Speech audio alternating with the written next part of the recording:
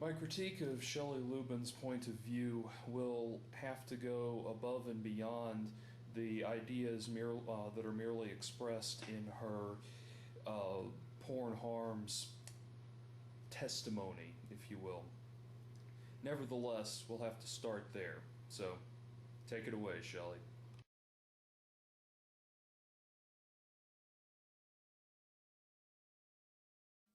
And share some of my personal story, as well as give you a truthful look at the porn industry and what really goes on behind the scenes. In my research, which you can find some of it on the back table there, as well as from the very mouths of the ones who make pornography, I have learned that 66% of porn performers have herpes, a non-curable disease. If it weren't 9 o'clock in the morning, I would take a drink every time Lubben points out that herpes is a non-curable disease. Incidentally, for those of you who have wondered about the low volume of this series, it's because the original videos are of an extremely low volume for some reason.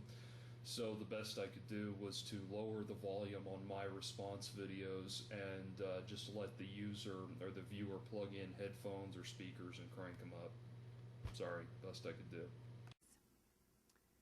Chlamydia and gonorrhea among performers is 10 times higher than Los Angeles County 20 to 24-year-olds. 25 cases of HIV have been reported among porn performers since 2004. In 2004, Reuters stated that 11,000 porn DVDs are released each year. Now, let's use just that number, and let's be additionally conservative and say that each porn film only contains one act of sexual intercourse, and so therefore there are only 11,000 acts of sexual intercourse recorded and released each year. Let's ignore that most DVDs have multiple, generally between about 4 and 8 sexual encounters presented on each disc. And let's ignore that. Let's ignore all of the internet sales, all of the direct-to-internet content that's produced, all of the magazine content that's produced, and everything else. Let's ignore all of that. And also the webcam shows and everything like that. Let's ignore all of those statistics and focus just on the 11,000 DVDs that are released each year, assuming that only one sex scene is contained on each DVD. Just with that number, which is intentionally undershooting the actual mark, between 2004 and 2010, when this video was made, when Lubben's video was made, your chances of getting HIV in the porn industry, based only on my heavily modified undershot numbers, your chances would be 25 in 66,000. Now, multiply that by 4 scenes per DVD, multiply it by 8 scenes per DVD, multiply it by all of the porn that's created for every single medium out there each year. And I don't think it's naive to say that your chances of getting HIV in the porn industry from 2004 to 2010 were probably closer to 25 in several million. Pretty good odds. Not perfect, but pretty good. As a survivor of the porn industry, I contracted human papillomavirus and herpes, a non-curable disease which later led to my battle with cervical cancer, where I had to have half of my cervix removed. I also battled with severe anemia due to the hemorrhaging I experienced for 12 years. In fact, I'm still battling with damages to my reproductive organs. One of the things I keep pointing out is how there is a discrimination made in the anti-porn lobby that physical damage incurred in the course of your job as a porn star is somehow unique to that's incurred in other jobs requiring physical manual labor or physical action of some kind. professional athletes suffer profound injuries to their bodies. To their football players and soccer players, for example, suffer severe knee injuries. Hockey players often lose teeth. The same kinds of things with mixed martial arts fighters. And yet there's no great call to ban those sports simply because the athletes endure physical trauma. Yes, you will probably endure physical trauma in the porn industry, but somehow there is this attitude that to suffer any injury based on sexual engagement makes that injury extra profound. It is quite likely that much could have been done to prevent Miss Lubben's injuries.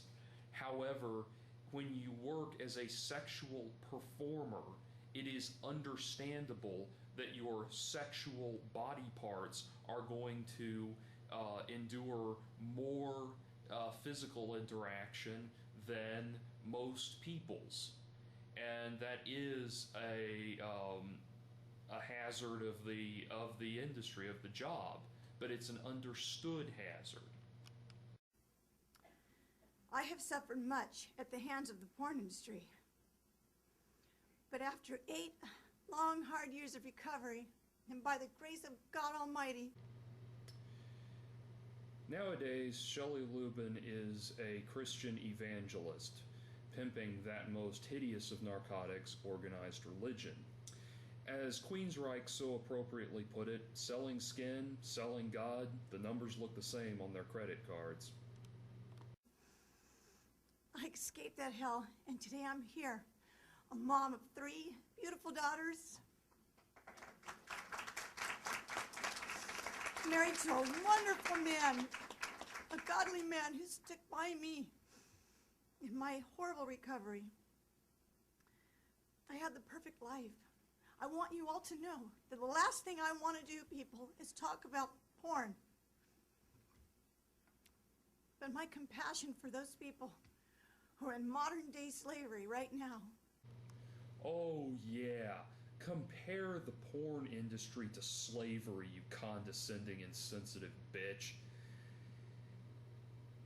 I have to assume when you say modern-day slavery, which, by the way, slavery still exists all over the world, but when you say modern-day slavery, what you're contrasting is the slavery of African Americans during the early part of U.S. history. And, you know, I have to stop and seriously question your logic there. When African Americans were put into slavery, they worked in industries like tobacco and cotton farming and the agricultural industries. They worked as house servants and that kind of thing.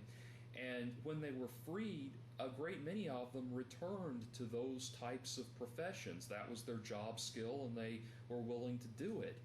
It was not the issue of the work that was a problem. It was the issue of one person owning another person. Your logic, were you to exercise it back in the days of African American slavery, would have been to say, okay, we're going to help these slaves by getting rid of the agricultural and housekeeping industries. We're going to get rid of those industries, and that will save these people from the horrible lives that they lead. Bullshit. And to bring it back around to pornography, the people make the decision to enter the porn industry. If they are forced to enter the porn industry, then their human rights are being violated, and the people violating them should be prosecuted to the fullest extent of the law. But the vast majority on the whole makes the decision. People make their own decision to enter the porn industry. They make decisions and have to take responsibility for their lives, because having the right to pursue happiness means you take responsibility for what you pursue. And the ones who are successful, yes, indeed, many of them may get on drugs or get STDs, but there are also some that are extremely successful. Throughout their careers, they can determine what companies they wish to work with, whom they wish to work with. They can bargain about the price that they will be paid for their services. They can create licensed lines of adult novelties based on their anatomy. They can acquire vast amounts of wealth and become extraordinarily successful. There's nothing slavery about it. Yes, they have to sign contracts, but that's doing responsible business, just like any other business.